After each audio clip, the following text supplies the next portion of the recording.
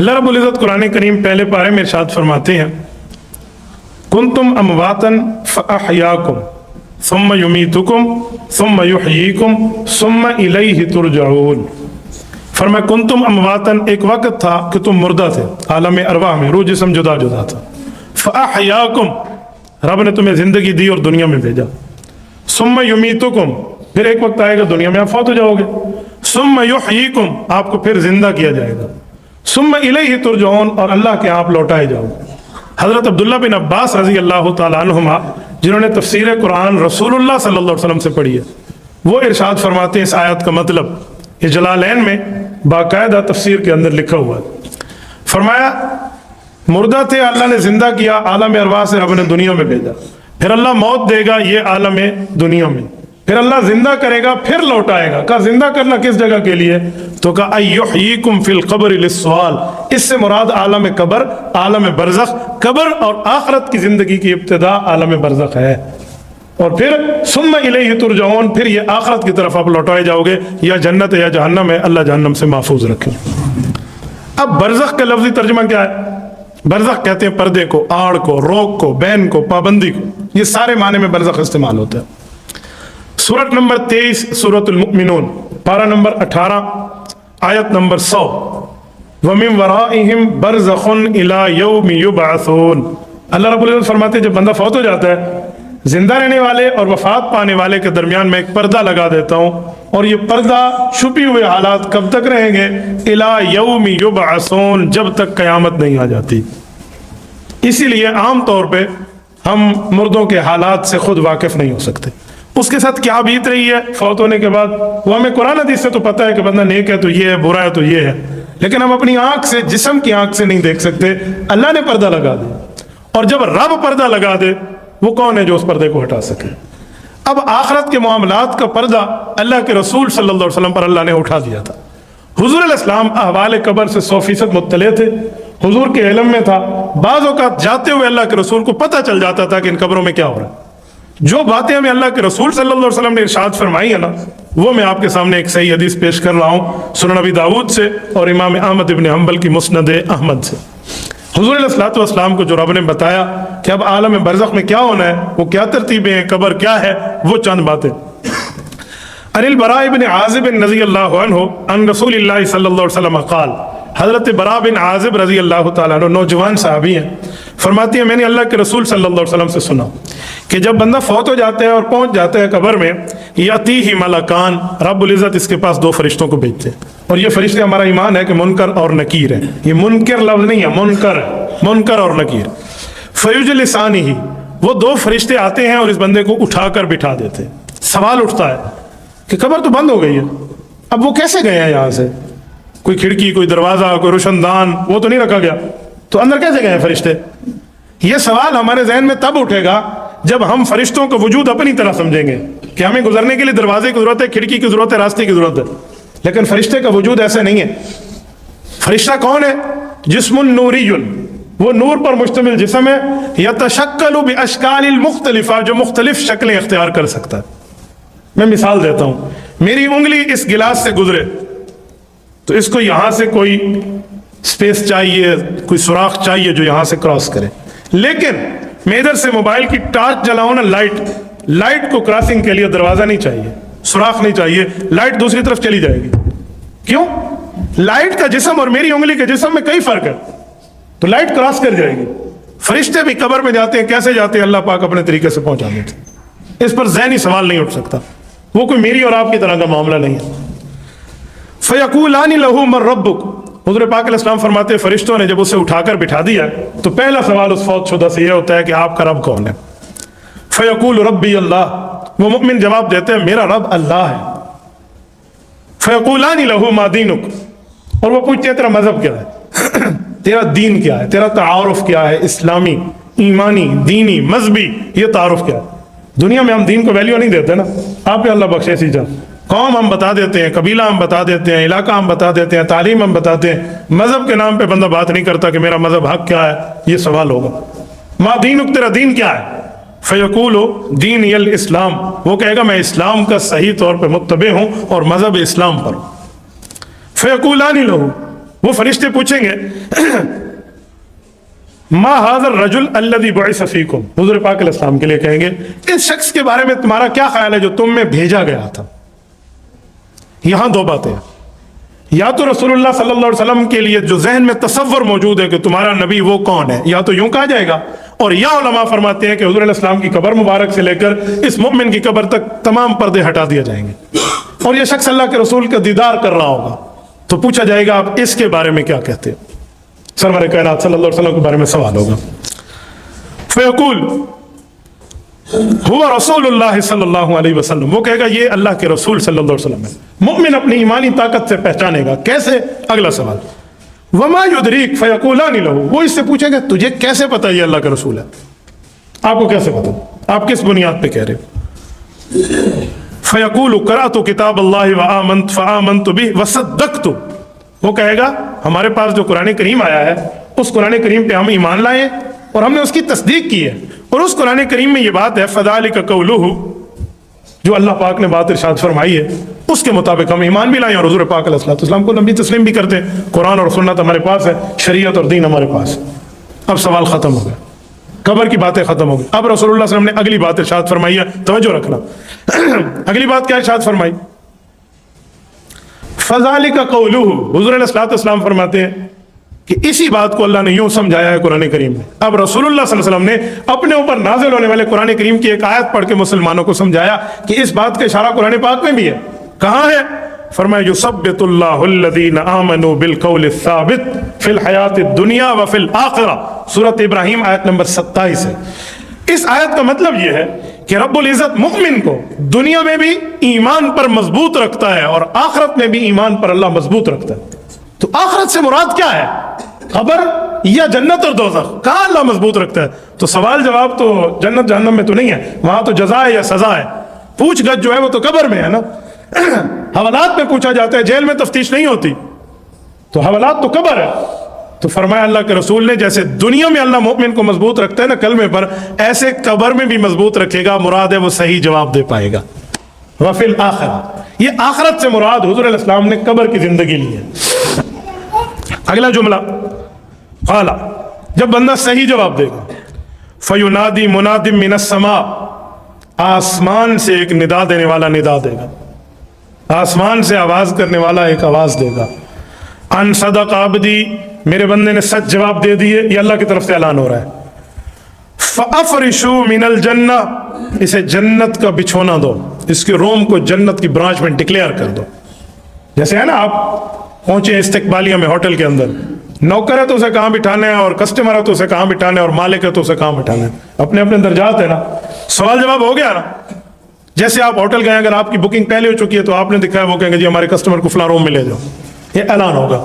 अफरिशू लहू मिनल जन्ना, जन्नत का कमरा दो, जन्नत का इसे बिस्तर दो। फिराश असल में बिस्तर को कहते हैं, बिछोना मुराद है, उसको रिहाइश की अच्छी जगह इसकी बदल दो। अच्छा आ गया, इसके बाद फरमाया वल्बिसूहु मिनल जन्ना, इसे अब जन्नत का लिबास दे दो। हमने तो उसे कफन में रखा ना, जिसमें कुछ सिला हुआ भी नहीं है, और हमने तो उसे 3 चादरों में रख दिया, और औरत है तो 5 चादरों में रख दिया। वहां 3 कपड़े मर्द के और 5 कपड़े औरत के, हमने तो उसी में रखा। कहा जी नहीं, अब जन्नत यानी उसे जन्नती लिबास दो ताकि इसकी दूर से पहचान हो। वर्दी से बंदा पहचाना जाता है ना, लिबास शख्सियत का अक्कास होता है, वो उसकी शख्सियत को जाहिर कर रहा होता है कि कैसा है। बंदे की छुपी हुई शख्सियत को पहला समझने का तरीका उसका लिबास है। लिविंग स्टाइल तो बाद में, पहला लिबास है। तो कहा आप जन्नत का लिबास दे दो। वफ्तहू लहू बाबन इलल जन्ना, अब अगला काम, कहा जन्नत से यहां इसकी कब्र तक एक दरवाजा खोल दो, खिड़की खोल दो। एक दरवाजा खुल गया, जन्नत से एक खिड़की खुल गई इसकी कब्र की तरफ। खिड़की खुलने का मतलब क्या है? या तो खिड़की खुलने का मतलब वाकई खिड़की है जैसे फरमाया गया, या खिड़की खुलने का एक और मतलब भी है।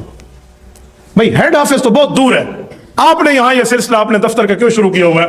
भाई वो हेड ऑफिस है और ये उसकी ब्रांच है, ये उसकी शाख है। तो वो जन्नत है जहां आखिरत में दाखिल होंगे। अब दुनिया में इसकी कब्र को ठंडा करने के लिए इसको जन्नत की ब्रांच बना दो। दोनों मतलब है। फयुफ्तहु लहू, फरमाया जब ये हुक्म आएगा ऊपर से सारा काम कर दिया जाएगा और दरवाजे खोल दिए जाएंगे और पूरा मामला ठीक हो जाएगा। क़ाल फयअतीहि मिन रौहिहा व तीबिहा, जन्नत की खुशबुएं, जन्नत की अच्छाइयां इसके पास आती रहेंगी। یعنی جو معاملات جنت کے ہیں نا وہ اس کی قبر کو ملتے رہیں گے، یہ برانچ ہے اس کی، سب کچھ جہاں ملنا۔ فَيُفْتَحُ لَهُ وَيُفْتَحُ لَهُ فِيهَا مُدَّ بَصَرِهِ، اور اس کی قبر کو اتنا کھول دیا جائے گا جتنی آنکھ کی دوری ہے۔ یہاں پر ایک سوال اٹھتا ہے اور عام طور پہ لوگ اٹھاتے بھی ہیں، بھئی قبر اتنی کھل جائے گی تو ساتھ والا مردہ کہاں جائے گا؟ قبرستان میں تو سینکڑوں مردے ہیں، ہزاروں مردے ہیں، ہمارے یہاں تو سینکڑوں ہے نا۔ آپ بڑے بڑے قبرستان، لاہور کا میانی صاحب کے قبرستان جائیں، ہزاروں قبریں آپ کو ملیں گی، ہزاروں میں پھر بھی محتاط اندازہ کہہ رہا ہوں، شاید اس سے بھی بڑھ کے ہوں۔ ابن انشا کی قبر آپ کراچی میں، وہاں قبرستان آپ کبھی جائیں تو بندے کو سمجھ ہے کتنے بڑے بڑے قبرستان ہیں۔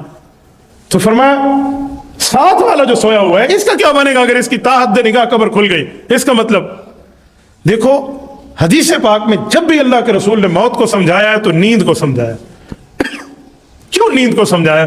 اس سے ایک نقطہ کھلتا ہے۔ وہ نقطہ کیا ہے؟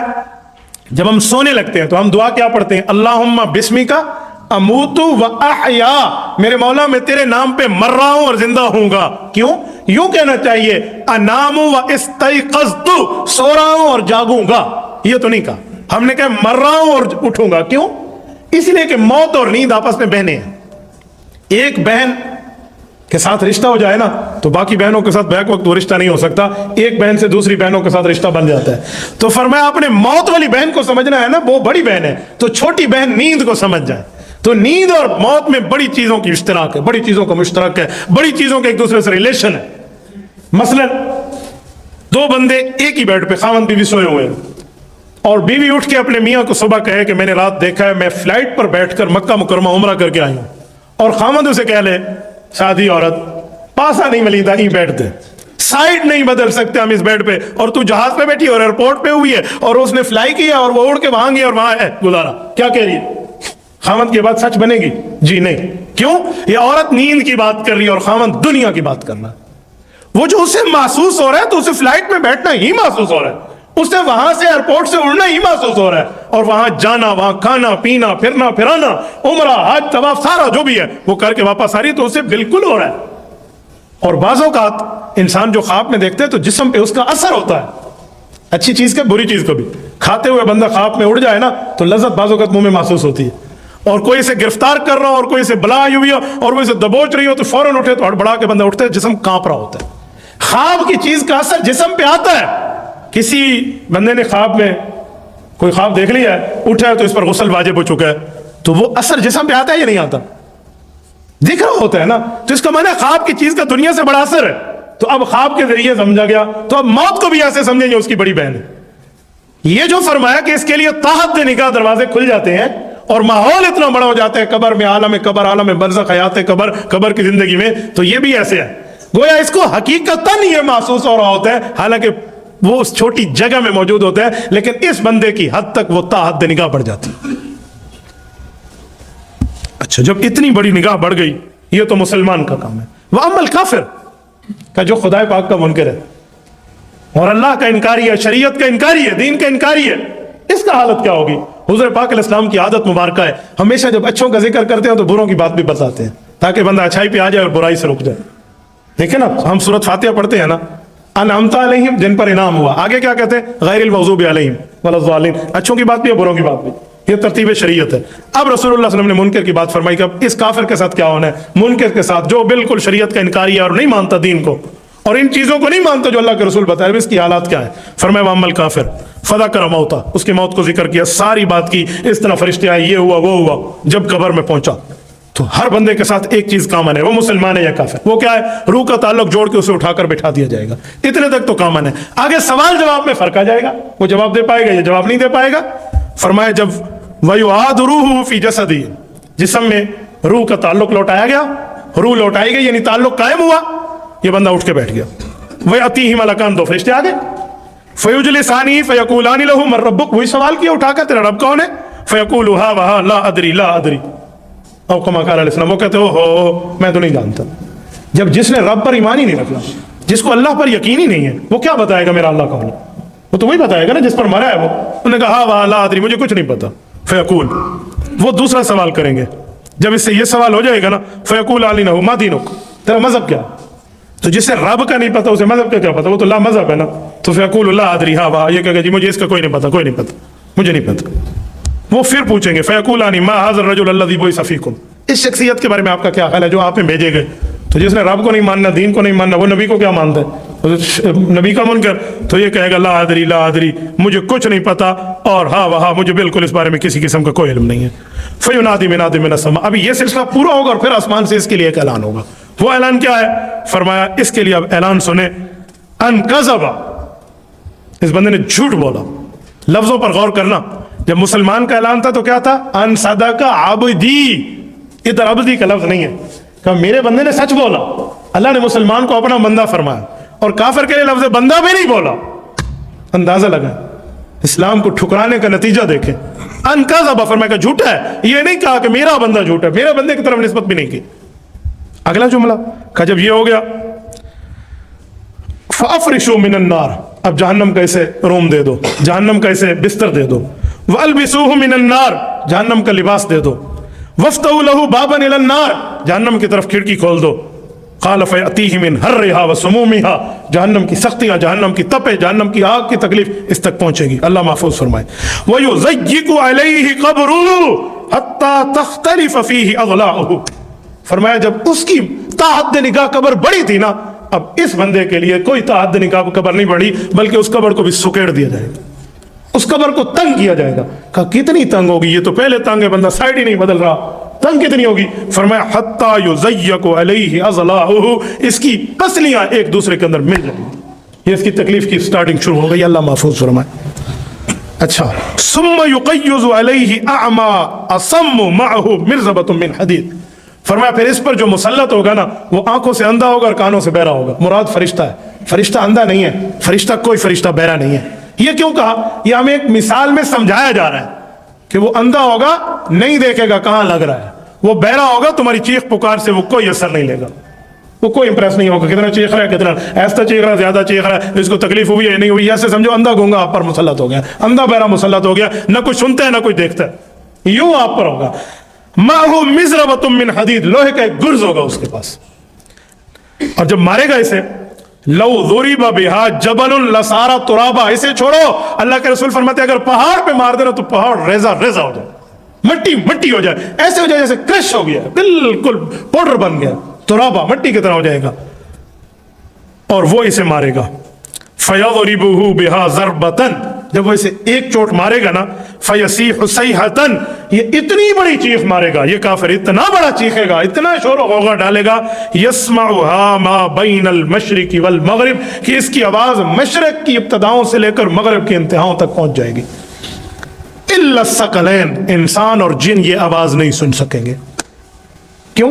وجہ اس کی اگلی حدیث پاک میں وجہ ہے، حضور پاک علیہ الصلوۃ والسلام ایک قبر پہ گزرے تو اللہ کے رسول فرمائے بندے کون ہیں؟ 6 یا 7 قبریں، تو ایک شخص بوڑھے وہاں موجود تھے، صحابہ نے کہا یا رسول اللہ میں یہاں تھا، یہ مشرک مرے تھے، یہ شرک میں مرے تھے، ان کی قبریں ہیں، مسلمانوں کی نہیں ہیں۔ حضور نے فرمایا اللہ اکبر، تحفظ من عذاب القبر، یہ اگلی حدیث، اللہ کے سے پناہ مانگو عذاب قبر سے۔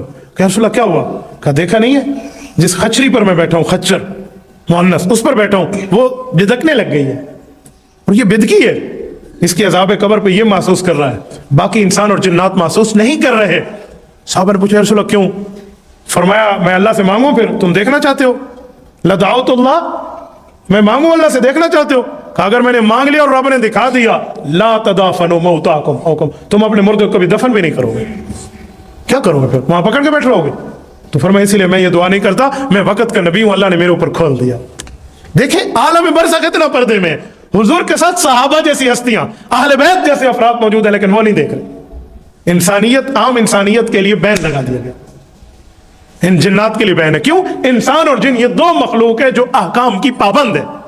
قرآن کریم 27 پارہ 2 صفحہ اب کیا فرماتے ہیں؟ وَمَا خَلَقْتُ الْجِنَّ وَالْإِنسَ إِلَّا لِيَعْبُدُونَ، میں نے انسان اور جنات کو پیدا عبادت کے لیے کیا ہے، اور جو عبادت کے لیے پیدا کیا جاتا ہے اس پر ایمان بالغیب ہوتا ہے، اس کو ایمان دکھایا نہیں جاتا، اسے غیب پہ ماننا ہوتا ہے۔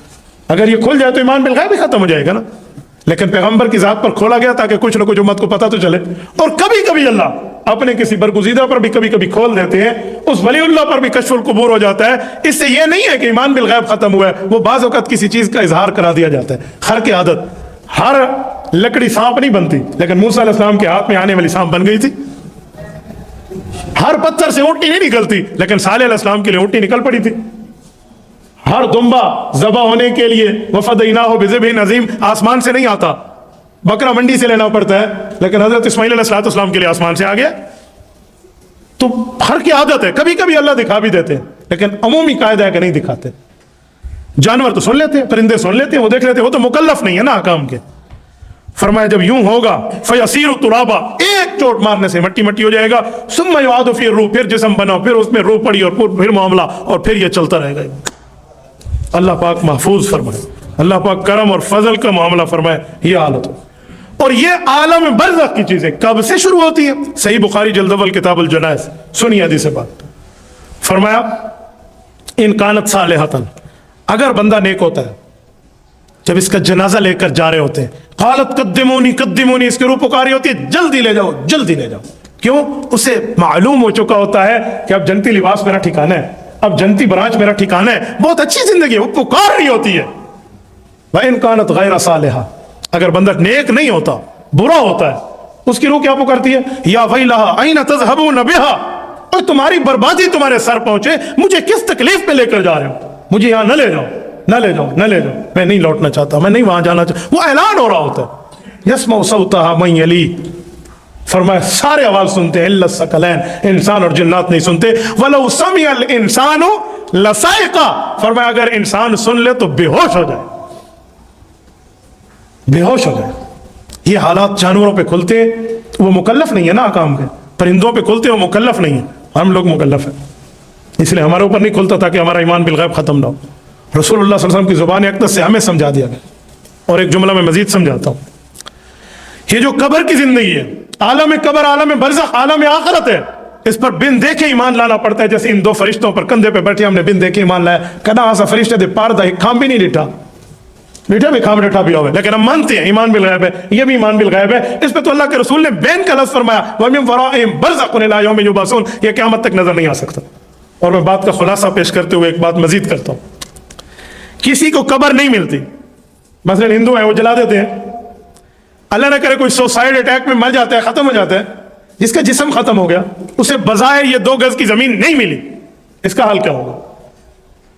جب ہندوستان اور پاکستان کی پارٹیشن نہیں ہوئی تھی نا، یہ بر صغیر تھا نا، ایک حصہ تھا، تو ہندو مسلمانوں کو یہ سوال کرتے تھے کہ وہ عذاب جذاب ہوگا تمہارے ساتھ ہوگا، ہمارا بندہ تو کنڈلی میں راکھ بن کے وہ گنگا جمنا میں پہنچ گیا، ہمیں نہیں ہوگا۔ تو حکیم الامت مجدد الملت مولانا اشرف علی تھانوی، اللہ اس کی قبر پہ کروڑوں اربوں رحمت نازل فرمائے، کیا جواب دیتے تھے، شریعت کے اصولوں کو سامنے رکھ کے جواب سمجھاتے۔ فرمائے یہ جو عالم قبر ہے نا، عالم برزخ، یہ بندے کے جسم کے ساتھ معاملہ ہوگا، اسے قبر ملے تو بھی ہوگا، نہ ملے تو بھی ہوگا۔ ہندوؤں نے کہا وہ کیسے؟ آپ نے ہمیں دیکھ کے کہنا شروع کر دیا، تمہیں نہیں، تم تو آ جائے ہو۔ فرعون تو امت محمدیہ سے پہلے کا ہے، اسے بظاہر قبر تو نہیں ملی، فرعون کی ممی، اس کا جسم ہے تو ایک ڈبے میں بند ہے اور بظاہر اے سی میں ہے، حنوط ہوا پڑا ہے، اور قرآن کہتے ہیں النار یعرضون علیہا غدوا وعشیا، صبح شام فرعون پہ آگ پیش ہو رہی ہے، تو وہ آگ ہمیں تو نہیں دیکھ رہی، ہم تو اس کو اے سی دیکھتے ہیں۔ تو کہا اس ساری دنیا کے لیے اللہ کا قانون ایک ہے، پھر اس پر دلیلیں سنیں۔ سوال اٹھتا ہے ایک بندہ پانی میں ڈوب جائے تو پانی میں آگ اسے کیسے لگے گی؟ وہ تو اے سی میں پڑا ہے نا، پانی میں تو آگ لگ نہیں سکتی۔ لوگ کہتے ہیں آگ اور پانی کبھی اکٹھا نہیں ہو سکتا، میں آگ اور پانی اکٹھے پر بات قرآن کریم کی آیت پڑھتا ہوں، آپ حیران ہوں گے۔ ٹھیک ہے ہر جگہ نہیں ہو سکتا، لیکن جب رب چاہے تو ہو سکتا ہے۔ پارہ نمبر 29 سورۃ نوح، رکوع نمبر 2، رب کائنات فرماتے ہیں حضرت نوح علیہ السلام کی قوم کو پانی کا عذاب دیا گیا۔ جب وہ کشتی پہ آئے نا، حضرت نوح علیہ السلام تو جو مومن تھے وہ ساتھ آ گئے، لیکن جو منکر تھے، وہ بےمان تھے، کافر تھے، دشمن تھے، وہ کہتے تھے نہیں نہیں ہمیں کچھ نہیں ہوگا، کچھ نہیں ہوگا، ادھر ادھر کی باتیں۔ او پہاڑوں سے بھی اوپر جو پانی چلا گیا، سگا بیٹا ان کا کنان کافر تھا وہ بھی ڈوب گیا۔ تو پھر کیا ہوا؟ قرآن کہتے ہیں فَأُدْخِلُوا اُغْرِقُوا فَأُدْخِلُوا نَارًا، سورۃ نوح پارہ نمبر 29۔ جیسے پانی میں غرق ہوئے نا، فَأُدْخِلُوا نَارًا، فوراً آگ میں داخل ہو گئے۔ یہ فا کہتے ہیں وداؤٹ اسپیس، کوئی ٹائمنگ درمیان میں نہیں ہے، بلا مہلہ فوراً داخل ہو گئے۔ کیسے داخل ہوئے اللہ؟ تو کہا یہ رب نے عذاب دینا ہے، کیسے دے گا؟ ایسے کسی کو جانور کھا لے، جانور کے پیٹ میں چلا جائے بندہ، تو اسے عذاب کیسے ہوگا؟ جانور کھا لے، آگ میں جل جائے، کنڈلی بن جائے، پانی میں ڈوب جائے، وہ ایک دن زمین میں آئے گا، چاہے وہ جانور کے جسم سے نکل کے آئے، جس حساب سے بھی نکلے، چاہے وہ دریا کے آخر میں پہنچے، چاہے اس کی راکھ پہنچے، زمین میں آئے گا۔ سورۃ نمبر 20 سورۃ طٰہٰ آیت نمبر 55 رب العزت اعلان فرماتے ہیں، یہ جو ہم مٹی ڈال رہے ہوتے ہیں نا قبر میں، تو کون سی آیت پڑھتے ہیں؟ رائٹ جزاک اللہ، منہا خلقناکم وفیہا نعیدکم वमिन्हा नुखरिजुकुम तारतन उखरा, यही आयत है। तीन बातें, मिन्हा खलकनाकुम, इसी जमीन से तुम्हें पैदा किया, वफीहा नुईदुकुम, इसी में हम लौटाएंगे।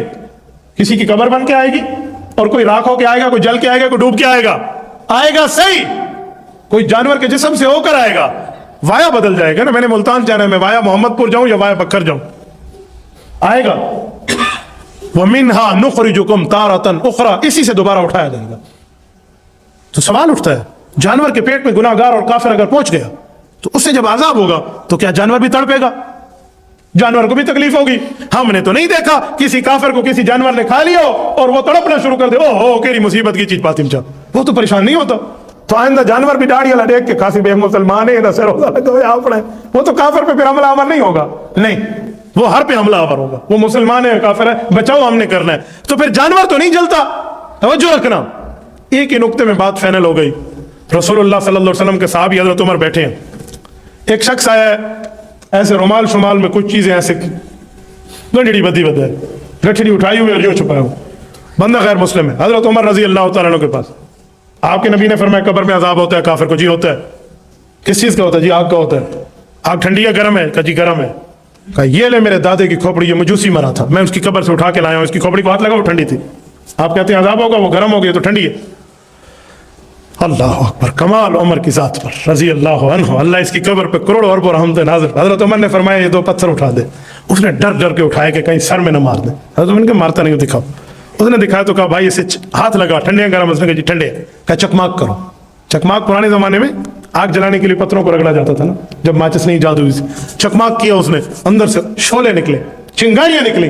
अब तो मैंने कहा क्यों, ये तो ठंडे थे, आग क्यों निकली? उन्होंने कहा जी ऊपर से ठंडे अंदर आग है। कहा तेरी दादी की खोपड़ी ऊपर से ठंडी अंदर अजाब है। उस बंदे ने कलमा पढ़ लिया। अंदाजा लगा ये होता है जवाब समझाना। तो जो जानवर के पेट में बंदा गया, इसे अजाब कैसे होगा और जानवर को नहीं होगा?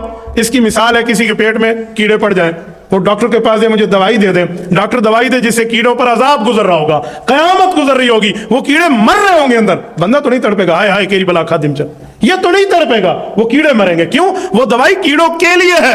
ऐसे वो अजाब उस काफिर के लिए है, जानवर के लिए नहीं। ऐसे तकलीफ हो तो ये आलम बरज़ख है, ये आलम कब्र है।